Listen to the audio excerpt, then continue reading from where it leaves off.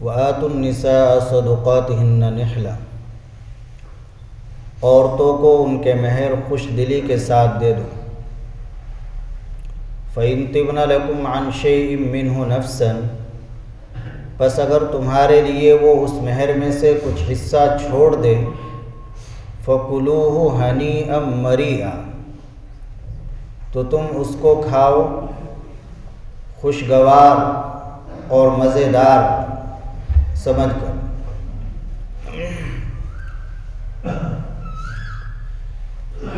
اس آیت شریفہ میں عورتوں کے ایک اہم حق کا تذکرہ ہے، اور وہ ہے حق مہر۔ زمانہ جاہلیت کے اندر عورتوں پر طرح طرح کے مظالم اور طرح طرح کی زیادتیاں کی جاتی تھی۔ ایک زیادتی عورتوں پر یہ ہوتی تھی کہ ان کا مہر ان تک نہیں پہنچتا تھا۔ بعض لوگ تو ایسا کرتے تھے کہ وارث اور ذمہ دار جو ہوتا وہ خود وصول کر لیتا مہر اور اپنے پاس رکھ لیتا۔ تو ظاہر ہے کہ یہ ظلم ہے، حق کسی کا ہے اور چلا جائے کسی پر تو ایک ظلم ہے۔ قرآن نے اس ظلم کو روکا ہے اور فرمایا وَآتُوا النِّسَاءَ صَدُقَاتِهِنَّ نِحْلًا۔ یہ خطاب ورثہ کو بھی ہے، شوہروں کو بھی ہے۔ وارث کو اس بات کا حق نہیں ہے کہ وہ عورت کا حق مہر وصول کر کے خود اپنے پاس رکھ لے، بلکہ وارث کو ذمہ دار کو چاہیے کہ عورت کا اگر مہر اس کے قبضے میں آئے تو وہ عورت تک پہنچائے۔ اور ایسے ہی اس کا مخاطب شوہر بھی ہے۔ بعض لوگ ایسے تھے کہ وہ مہر دیتے ہی نہیں تھے زمانہ جاہلیت کے اندر، تو اللہ تعالیٰ نے اس جملے کے اندر اور اس آیت شریفہ میں اس ظلم کا دروازہ بھی بند کیا، اور شوہروں کو بھی اللہ نے حکم دیا کہ وہ اپنی بیویوں کو مہر دے دیں، خود مہر دیں اپنی بیویوں کو۔ ایک تیسرا ظلم اور تیسری زیادتی، اور زیادتی کی ایک تیسری صورت یہ تھی کہ بعض لوگ ایسے تھے کہ مہر تو دے دیا کرتے تھے لیکن بادل ناخواستہ دیتے تھے، خوش دلی کے ساتھ مہر نہیں دیا کرتے تھے۔ تو اللہ تعالیٰ نے اس کی اصلاح کے لیے لفظ نحلہ فرمایا کہ یہ عورتوں کا حق ہے، لہذا جس طریقے سے دوسرے حقوق واجبہ خوش دلی کے ساتھ ادا کیے جاتے ہیں، ایسے ہی یہ مہر بھی خوش دلی کے ساتھ ادا کرو۔ تو آیت شریفہ کے اس ایک ٹکڑے میں گویا 3 چیزوں کی اصلاح کی گئی۔ پہلی تو یہ کہ وارث کو حق نہیں کہ وہ عورت کا مہر وصول کر کے خود اپنے پاس رکھ لے، بلکہ عورت تک اس مہر کو پہنچائے۔ اور دوسرے شوہروں کو حکم دیا گیا کہ وہ اپنی بیویوں کا مہر خود اپنی بیویوں کو دے۔ اور تیسری بات یہ کہ مہر ایک حق واجبی ہے، جس طریقے سے تم دوسرے حقوق واجبہ کو، ضروری حقوق کو خوش دلی کے ساتھ ادا کرتے ہو، تو اسی طریقے سے اس حق واجبی کو بھی خوش دلی کے ساتھ ادا کر دو۔ وَآتُوا النِّسَاءَ صَدُقَاتِهِنَّ نِحْلًا، عورتوں کا مہر دے دو، عورتوں کو ان کا مہر دے دو خوش دلی کے ساتھ۔ فَإِن طِبْنَ لَكُمْ عَنْ شَيْءٍ مِّنْهُ نَفْسًا فَكُلُوهُ هَنِيئًا مَرِيئًا۔ ایک زمانہ جاہلیت کے اندر ایک رسم یہ تھی کہ عورت سے زبردستی مجبور کر کے مہر معاف کرا لیا جاتا تھا۔ تو اللہ تعالیٰ نے اس رسم کو اور اس زیادتی کو بھی ختم فرمایا اور اس کا بھی دروازہ بند کیا کہ اگر اکراہ اور مجبوری کی صورت میں عورت سے معافی وصول کی جا رہی ہے تو یہ معافی معتبر نہیں ہے۔ کسی سے آدمی کوئی حق معاف کرا رہا ہے مجبور کر کے، اس کو اکراہ کر کے، تو ایسی معافی کا جو مجبور کر کے حاصل کی جا رہی کوئی شرعاً اعتبار نہیں ہے۔ ہاں اگر عورت خوش دلی کے ساتھ مہر کا کچھ حصہ معاف کر دے یا پورا ہی خوش دلی کے ساتھ معاف کر دے تو پھر وہ تمہارے لیے جائز ہے، تم اس کو کھا سکتے ہو۔ اب یہ خوش دلی کا پتہ کیسے چلے گا؟ حضرت حکیم الامت مولانا اشرف علی تھانوی نور اللہ مرقدہ نے اس کے لیے جو معیار بتلایا، پہچان یہ بتلائی کہ آدمی عورت کے حوالے کر دے مہر اور وہ اس پر قبضہ کر لے، اس کے بعد عورت اگر خود اس میں سے کچھ یا کل دے وے تو پھر یہ اس کا دینا گویا خوش دلی کے ساتھ ہوگا۔ یہ سب تو زمانہ جاہلیت کی باتیں تھی، لیکن افسوس کی بات ہے کہ آج ہمارے اسلامی معاشرے کے اندر بھی یہ سب خرابییں اور حق تلفییں پائی جاتی ہیں۔ عورتوں میں بھی مشہور ہیں کہ اگر مہر لے لوں گی، مہر وصول کر لوں گی تو بدنام کی ہو جائے گی، بدمزگی پیدا ہو جائے گی۔ عورتیں بھی معلوم کرتی ہیں کہ کیا اس نے لڑکی نے مہر لیا ہے، اگر مہر لے لیا تو اس کو برا سمجھا جاتا ہے۔ یہ انتہائی غلط بات ہے۔ مہر تو اس کا حق ہے، بلکہ شادی کا سب سے اہم خرچہ مہر ہے۔ شادی کا سب سے اہم خرچہ مہر ہے شرعی اعتبار سے، لیکن شریعت نے جس چیز کو جتنا اہم قرار دیا ہے، افسوس کہ ہمارے ایمان کی اتنی کمزوری ہے کہ ہم اسے اتنا ہی بے اہم بنا رہے ہیں۔ شریعت نے مہر کو اہم قرار دیا تو مہر کی طرف ہمارے کوئی توجہ ہی نہیں۔ مہر کے بارے میں شریعت کا مزاج کیا ہے، شریعت کیا کہتی ہے، اس پر کوئی توجہ نہیں۔ بس نکاح کے وقت جو چاہے جتنا چاہے مہر مقرر کر دیا، کسی نے بول دیا ٹھیک ہے اتنا ہی، اس میں نہ لڑکے کی حیثیت کو دیکھا جاتا، نہ لڑکی کے حق کو دیکھا جاتا۔ یہ سب غلط چیزیں ہیں۔ مہر کا معاملہ بڑا اہم معاملہ ہے۔ یہ جو ایک جز آیا ہے کہ اگر خوش دلی کے ساتھ عورت معاف کرے تب تمہارے لیے کھانا حلال ہوگا، تو یہاں پر مفسرین نے ایک بڑا اہم مسئلہ لکھا ہے اور حدیث شریف بھی نقل کی ہے۔ اللہ کے نبی صلی اللہ علیہ وسلم نے ایک قاعدہ بیان کیا، قاعدہ کلیہ، الا لا تظلموا۔ ارشاد فرمایا سن لو اے ایمان والو، ظلم نہ کرو۔ الا لا تحل مال امرئ منہ الا بطیب نفس منہ۔ کسی آدمی کا مال تمہارے لیے اس وقت تک حلال نہیں ہو سکتا، ذرہ برابر بھی، 1 روپیہ بھی، جب تک کہ اس کی طرف سے طیب نفس نہ پایا جائے، اس کا نفس خوش نہ ہو۔ بغیر طیب نفس کے کسی کے مال کا ذرہ برابر بھی استعمال کرنا تمہارے لیے حلال نہیں، کسی کے لیے۔ تو یہاں پر ایک مسئلہ یہ بیان کیا ہے علماء نے کہ مال کے حلال ہونے کے لیے، جائز ہونے کے لیے صاحب مال کے نفس کا خوش ہونا ضروری ہے، طیب نفس ضروری ہے۔ اگر طیب نفس نہیں، نفس کی خوشی نہیں، مجبوراً کوئی مال دے رہا ہے تو وہ مال لینا اور اس کو استعمال کرنا حلال نہیں ہوگا۔ چنانچہ یہاں جو مساجد مدارس کے لیے چندہ کیا جاتا ہے تو اس چندے میں ایک بڑی غلطی پائی جاتی ہے۔ عام طور سے ایسا ہوتا ہے مسجد کے لیے چندہ کر رہے ہیں تو جو محلے کا بڑا آدمی ہوتا ہے اس کو لے کر چلتے ہیں اور 5-7 آدمی مل کر جاتے ہیں تاکہ جس کے پاس جائیں تو وہ زیادہ چندہ دے۔ تو ظاہر ہے کہ وہ جو چندہ دے رہا ہے وہ خوش دلی کے ساتھ، طیب نفس کے ساتھ نہیں دے رہا ہے، وہ تو دباؤ میں دے رہا ہے، وہ تو محلے کے ذمہ دار کے دباؤ میں دے رہا ہے یا 5-7 آدمیوں کے دباؤ میں دے رہا ہے۔ حضرت تھانوی نور اللہ مرقدہ نے فرمایا کہ اس چندے کا لینا، اس کا استعمال کرنا، مسجد کے یا مدرسے کے کام میں اس کو لگانا بالکل ناجائز ہے۔ اس میں طیب نفس پایا ہی نہیں گیا۔ آج دیکھ لیجئے مساجد کے لیے بھی ایسے چندہ ہو رہا، حضرت نے تو مثال بھی دی۔ آج ہمارے ایک آدمی ہے، اس کے پاس اگر عام سفیر جائے تو 100 روپے دے گا، کوئی مدرس جائے 200 روپے دے گا، اگر مدرسے کا محتمم آ جائے تو وہ 1000 دے گا۔ تو یہ طیب نفس کے ساتھ دینا کہاں پایا گیا؟ اللہ کے لیے، خالص اللہ کے لیے دینا کہاں پایا گیا؟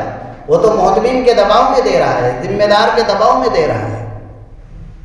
تو اس لیے ایسا کام نہیں کرنا چاہیے، اس مسئلے کی طرف توجہ کی ضرورت ہے۔ ایسا عام ہو رہا ہے، بالکل 5-5 10-10 آدمی جاتے ہیں، محلے کا کوئی بڑا بارسوخ آدمی ہے، اس کو ساتھ لے لیا جاتا ہے، تو ظاہر ہے سامنے والا جو چندہ دے گا وہ تو دباؤ میں دے رہا ہے، اور دباؤ میں اگر کسی کا کوئی پیسہ لیا جا رہا ہے تو وہ حلال نہیں ہوتا۔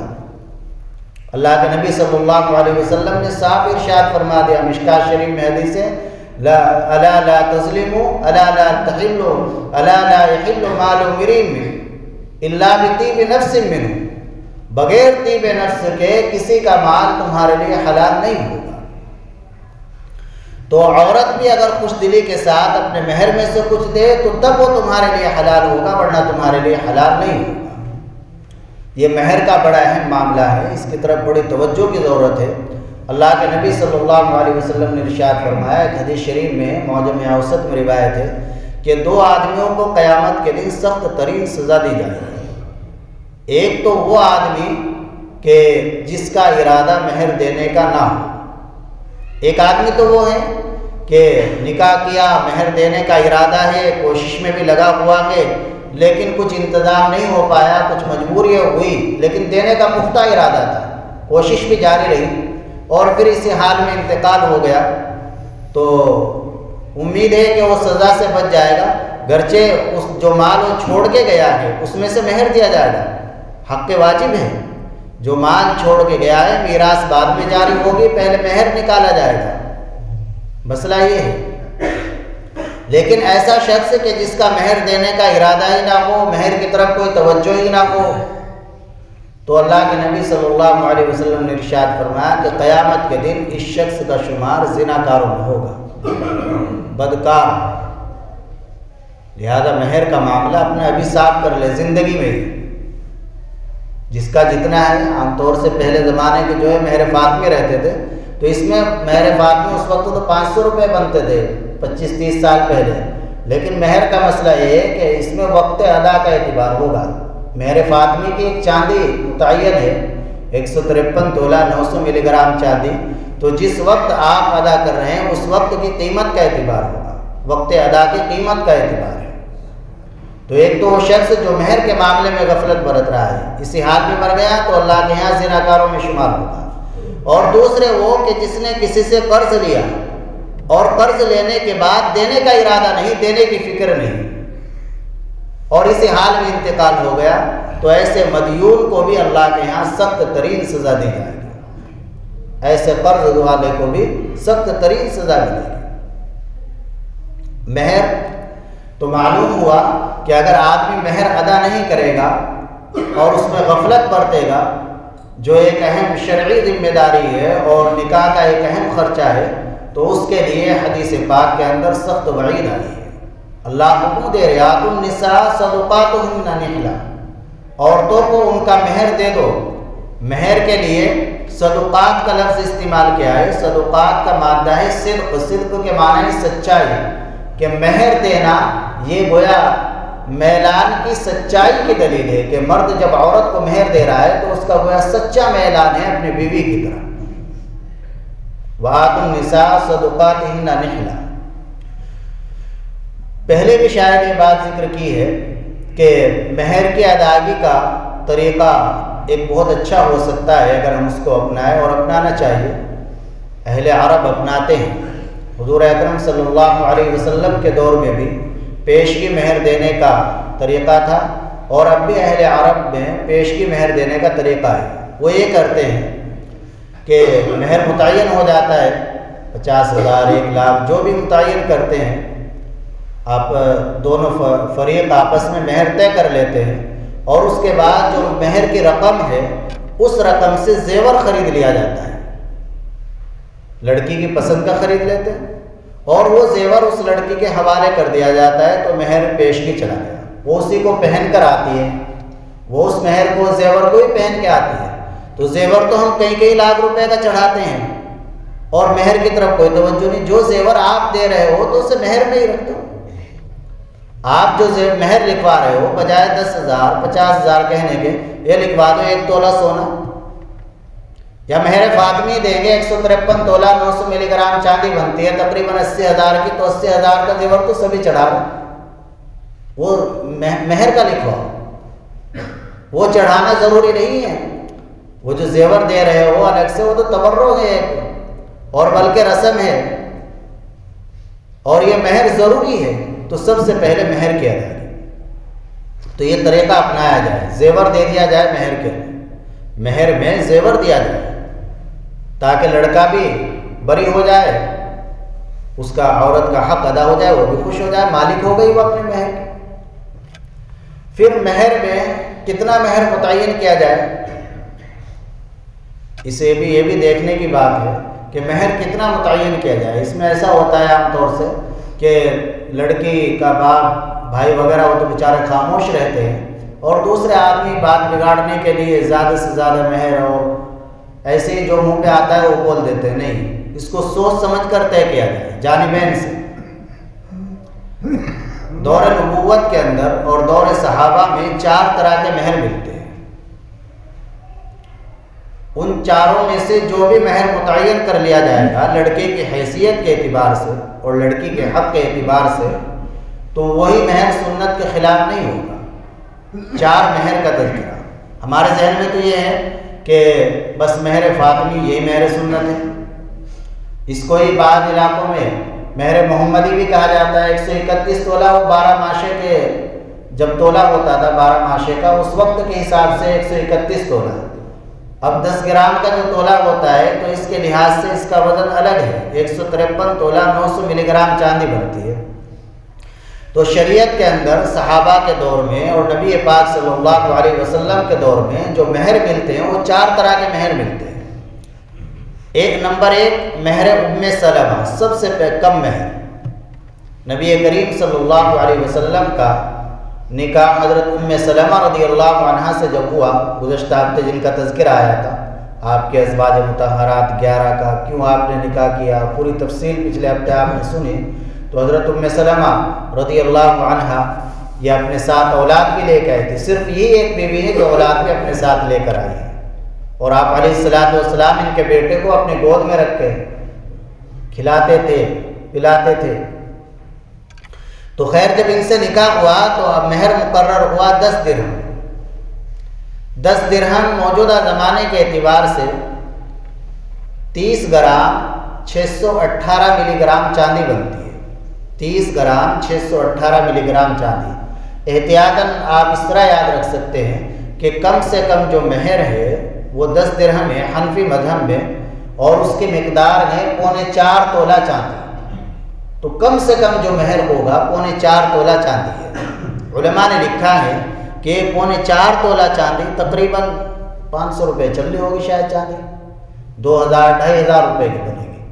تو یہ کن کے لیے ہے؟ یہ مہر ان لوگوں کے لیے ہے کہ جن کا جو مزدوری پیشہ ہے, بس روز کا کرنا روز کا کھانا, اگر 4 دن کام نہ لگے تو ان کے ہاں فاقہ ہو جائے. تو ایسے لوگوں کے لیے مہر فاطمی نہیں سنت ہوگا, ان کے لیے مہر ام سلمہ سنت ہے. مزدور ہے, رکشہ چلانے والے ہیں اور روز کا کر کے کھانے والے ہیں, تو ایسے لوگوں کے لیے مہر ام سلمہ سنت ہے. 2,500-3 ہزار روپے رکھیں تو آسانی سے ادا کر دے گا. اور دوسرا مہر ہے مہر فاطمہ. مہر فاطمہ نبی پاک صلی اللہ علیہ وسلم نے اپنی بیٹی حضرت فاطمہ رضی اللہ عنہا کا نکاح حضرت علی سے فرمایا. تو اس وقت جو مہر متعین ہوا وہ 500 درہم تھا. 500 درہم. یہ 500 درہم کی موجودہ زمانے کے اعتبار سے جو مقدار بنتی ہے وہ 1.5 کلو 30 گرام 900 ملی گرام چاندی. 1.5 کلو 30 گرام 900 ملی گرام چاندی بنتی ہے. یہ کن لوگوں کے لیے سنت ہے؟ یہ ان لوگوں کے لیے سنت گئے کہ جو شادی کے اندر 5-4 لاکھ روپے لگاتے ہیں. جب آپ دوسرے کاموں میں 4 لاکھ روپے لگا رہے ہو تو سب سے اہم خرچہ تو یہ مہر کا ہے. آپ مہر دو 1 لاکھ روپے, اب اس پہ یہ کہتے ہیں جی یہ تو لاکھوں بنتا ہے. ویسے 4-5 لاکھ روپے تو سبھی لگا دیتے ہیں، اور جب مہر کا تذکرہ آتا ہے تو کہتے ہیں جی یہ تو زیادہ 80,000 بنتا ہے، 90,000 بنتا ہے، جب ادھر اتنا لگا رہے ہو کہ جن کی شریعت میں کوئی اصل نہیں، اور غیر شرعی چیزوں میں اس فضول خرچی، بارات گھر 50,000 میں 1 لاکھ میں، تو مہر دیتے ہوئے کیا زور پڑ رہا ہے؟ مہر تو اہم خرچہ ہے، اہم حق ہے، تو یہ ان لوگوں کے لیے سنت۔ اور ایک تیسری قسم ہے مہر کی، بعض لوگ ایسے ہیں اس سے بھی بڑی شادی کرتے ہیں، کروڑوں کی شادی کرتے ہیں، تو کروڑوں والے کے لیے الگ ہے، ان کے لیے مہر حبیبہ، نبی کریم صلی اللہ علیہ وسلم کا نکاح حضرت حبیبہ رضی اللہ عنہا سے ہوا، تو اس وقت جو مہر متعین ہوا وہ تھا 4,000 درہم، مہر فاطمی کا 8 گنا 4,000 درہم۔ 4,000 درہم کی جو چاندی بنتی ہے موجودہ زمانے کے لحاظ سے، وہ 12 کلو 244 گرام 944 ملی گرام بنتی ہے۔ آسان سے یاد رکھ سکتے ہیں، 12.25 کلو چاندی بنتی ہے احتیاط، 12 کلو 244 گرام 944 ملی گرام، تو اس کو ہم آسانی سے یاد رکھنے کے لیے اس طرح کہہ سکتے ہیں کہ مہر حبیبہ 12.25 کلو چاندی ہے، تو 12.25 کلو چاندی کی قیمت بنے گی تقریباً 10 لاکھ کے قریب۔